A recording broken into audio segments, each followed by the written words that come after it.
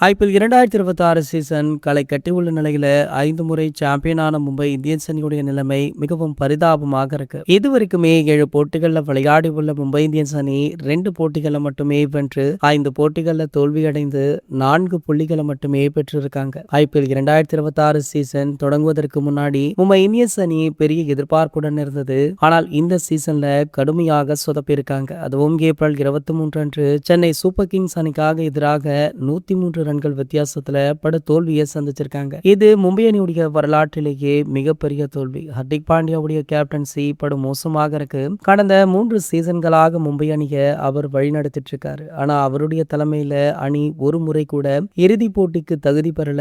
தொடர் தோல்விகளால வீரர்களை ஒருங்கிணைப்பதுல அவர் தவற விட்டுட்டார் அப்படின்னு பல விமர்சனங்களுமே இருந்துட்டு இருக்கு. இதனால பாண்டியாவை நீக்கினா கேப்டன் பதவிக்கான போட்டியில 4 வீரர்கள் இருக்காங்களாம். அதுல முக்கியமாக ரோஹித் சர்மா அவர்களே முன்னிலை வகிக்கிறாரு. அந்த 4 வீரர்கள் பட்டியல ரோஹித் சர்மா, சூரியகுமார் யாதவ், பும்ரா, மிச்சல் சாண்ட்னர். இதுல ரோஹித் சர்மாவிற்கு அதிக வாக்குகள் குவிந்து வருவதால மீண்டுமே ரோஹித் சர்மா அவர்கள் கேப்டன்சியை கையில் எடுப்பார் அப்படின்னு சொல்லப்படுது. அவருடைய கேப்டன்சியில தான் மும்பை அணி 5 கோப்பையை வென்றிருக்காங்க. ஆகையால அவரை நம்பியே மீண்டும் டீம் ஒப்படைக்க உள்ளாங்களாம் நிர்வாகம். இது போன்ற செய்திகளை பத்தி நீங்க உடனே தெரிஞ்சுக்க நம்மளுடைய சேனலை மறக்காம சப்ஸ்கிரைப் பண்ணிக்கோங்க.